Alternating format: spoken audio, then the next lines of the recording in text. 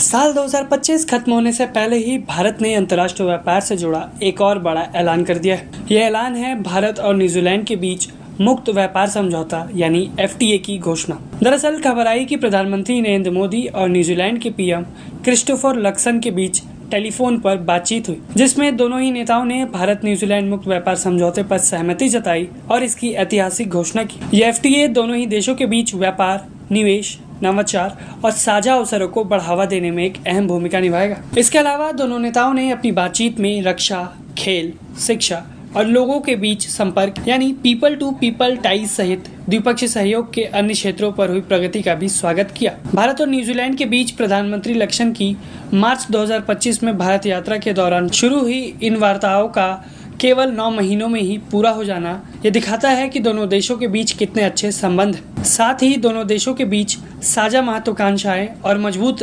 राजनीतिक इच्छा शक्ति को भी दर्शाता है। ये FTA द्विपक्षीय आर्थिक सहयोग को मजबूत करेगा, बाजार तक पहुंच बढ़ाएगा, निवेश प्रवाह को प्रोत्साहित करेगा, रणनीतिक सहयोग को और मजबूत बनाएगा और दोनों ही देशों के नवप्रवर्तकों, उद्यमियों, किसानों, MSMEs, छात्रों और युवाओं के लिए नए तरह के सेक्टर्स में नए अवसर खोलेगा।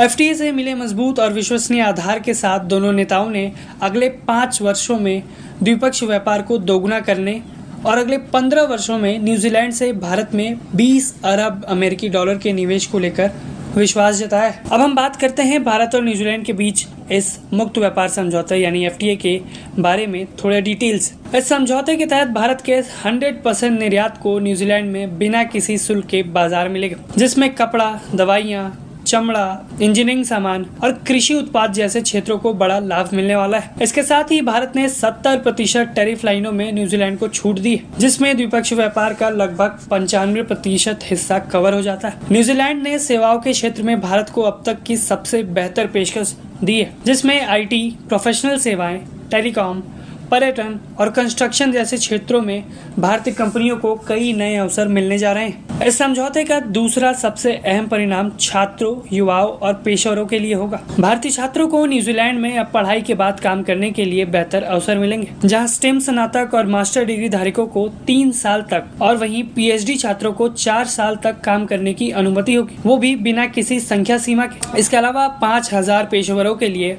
अस्थायी रोजगार वीजा और 1000 वर्क एंड हॉलिडे वीजा तय किए गए हैं। साथ ही न्यूजीलैंड ने अगले 15 वर्षों में भारत में करीब 20 अरब अमेरिकी डॉलर निवेश करने की प्रतिबद्धता जताई है, जिससे रोजगार का सृजन होगा, स्किल डेवलपमेंट और तकनीकी सहयोग को भी बढ़ावा मिलेगा। इन सब के अलावा ये समझौता किसानों और घरेलू उद्योगों की सुरक्षा के साथ साथ सहयोग को भी संतुलित करेगा, जहाँ सेब, कीवी और शहद जैसे उत्पादों में उत्पादकता बढ़ाने के लिए उत्कृष्टता केंद्र बनाए जाएंगे, जिससे किसानों की आय बढ़ेगी और आधुनिक तकनीक मिलेगी, जबकि आयात को कोटा और न्यूनतम मूल्य से नियंत्रित रखा जाएगा। इस समझौते में डेयरी, चीनी, मसाले, खाद्य तेल जैसे संवेदनशील क्षेत्रों को पूरी तरह से सुरक्षित रखा गया है। इसके साथ ही भारत के मैन्युफैक्चरिंग सेक्टर को ड्यूटी फ्री कच्चा तेल मिलेगा, जिससे कि दोनों देशों के बीच उद्योग मजबूत होगा। कुल मिलाकर ये FTA दोनों ही देशों के फायदे और आपसी संबंध की बेहतरी को ध्यान में रखकर तैयार किया गया। आप इस खबर पर क्या सोचते हैं, हमें कमेंट करके जरूर बताएं।